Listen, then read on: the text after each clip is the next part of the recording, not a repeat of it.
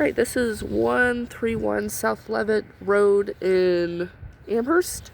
This bed here, hopefully you can see, starting from the corner of the house all the way to the corner of the fence, she wants to take all this out and turn it to grass. So I don't think we'll need a machine other than a stump grinder, I believe, just for this guy back here. So any plants in here, anything, rip it out, throw it away. She doesn't want to save anything. Bring in some topsoil just to kind of level things off. And then I'll put this as a separate line item.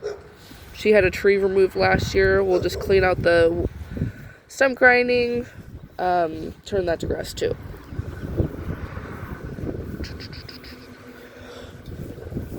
Nothing crazy.